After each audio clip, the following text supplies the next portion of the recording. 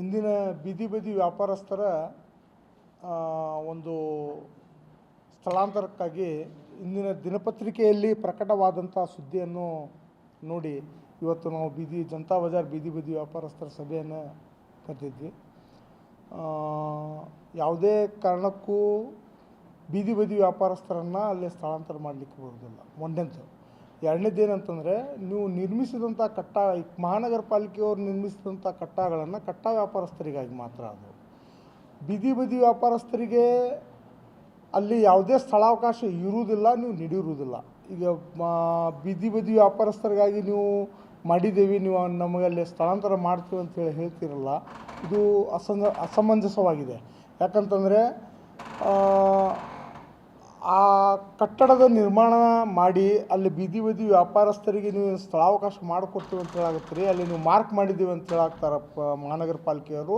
ಇದು ಅವೈಜ್ಞಾನಿಕತೆಯಿಂದ ಕೂಡಿದ್ದೈತಿ. ಆದ್ದರಿಂದ ಯಾವುದೇ ಬೀದಿ ಬದಿ ವ್ಯಾಪಾರಸ್ಥರು ಅಲ್ಲಿ ಹೋಗಲಿಕ್ಕೆ ಇಷ್ಟಪಡೋದಿಲ್ಲ. ಬೀದಿ ಬದಿ ವ್ಯಾಪಾರಸ್ಥರಿಗೆ ಸ್ಥಳ ಗುರುತಿಸುವ ಕೆಲಸ ಪಟ್ಟಣ ಮಾರಾಟ ಸಮಿತಿಯಿಂದ ಮಾತ್ರ ಆಗ್ತಿದೆ. ಯಾಕಂತಂದರೆ ಸ್ಪಷ್ಟವಾಗಿ 2014ರ ಕಾನೂನಿನಲ್ಲಿ ಹೇಳಲಾಗಿದೆ, ಬೀದಿ ಬದಿ ವ್ಯಾಪಾರಸ್ಥರಿಗಾಗಿ ಸ್ಥಳ ಗುರುತಿಸುವ ಕಾರ್ಯ ಪಟ್ಟಣ ಮಾರಾಟ ಸಮಿತಿಯಿಂದ ಆಗಬೇಕು ಅಂತೇಳಿ. ಇವರು ಯಾವುದೇ ಒಂದು ಸ್ಥಳ ನೋಡಿ ಅಲ್ಲಿ ಬೀದಿ ಬದಿ ವ್ಯಾಪಾರಸ್ಥರಿಗೆ ನಾವು ಸ್ಥಳಾಂತರ ಮಾಡ್ತೀವಿ ಅಂಥೇಳಿ ಅಲ್ಲಿ ವ್ಯಾಪಾರ ಆಗ್ತೈತಿ ಆಗೋದಿಲ್ಲ ಅನ್ನೋದನ್ನು ಇವ್ರು ತೀರ್ಮಾನ ಮಾಡಲಾರ್ದೆ ಬೀದಿ ಬದಿ ವ್ಯಾಪಾರಸ್ಥರಿಗೆ ಸ್ಥಳಾಂತರ ಮಾಡ್ತೀವಿ ಅಂತ ಹೇಳ್ತಾರೆ ಅಂತಂದಮೇಲೆ ಅದು ಅವೈಜ್ಞಾನಿಕತೆಯಿಂದ ಕೂಡಿರುತ್ತದೆ.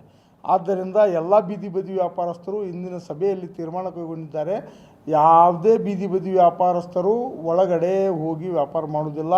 ಈಗ ಇದ್ದಂಥ ಬೀದಿ ಬದಿ ವ್ಯಾಪಾರ ಮಾಡ್ತಾ ಇರುವಂಥ ಸ್ಥಳದಲ್ಲೇ ಅವರು ಮುಂದುವರಿಸ್ತಾರೆ. ಯಾಕಂತಂದರೆ ಅದು ಸ್ವಾಭಾವಿಕ ಮಾರುಕಟ್ಟೆ, ನ್ಯಾಚುರಲ್ ಮಾರ್ಕೆಟನ್ನು ನೋ ವೆಂಡಿಂಗ್ ಝೋನ್ ಡಿಕ್ಲೇರ್ ಮಾಡಲಿಕ್ಕೆ ಸಾಧ್ಯನೇ ಇಲ್ಲ, ಅದು ಬರುವುದೂ ಇಲ್ಲ.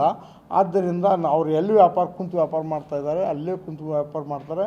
ಮತ್ತು ಅವ್ರ ಜೊತೆ ಏನಾದರೂ ತಾವು ತಾರತಮ್ಯ ಮಾಡೋದಾಗಲಿ ಅಥವಾ ಜಬರ್ದಸ್ತಿ ಏನಾದರೂ ನೀವು ಅವ್ರನ್ನ ಸ್ಥಳಾಂತರ ಮಾಡುವಂಥ ಏನಾದರೂ ಪ್ರಸಂಗ ಬಂತಂದರೆ ನಾವು ಸಾರ್ವಜನಿಕ ಹೋರಾಟ ಮಾಡಲಿಕ್ಕೂ ಸಿದ್ಧರಾಗಿದ್ದೇವೆ ಮತ್ತು ನ್ಯಾಯಾಂಗ ಹೋರಾಟ ಮಾಡಲಿಕ್ಕೂ ನಾವು ಸಿದ್ಧರಾಗಿದ್ದೇವೆ ಅಂತ ಹೇಳಿ.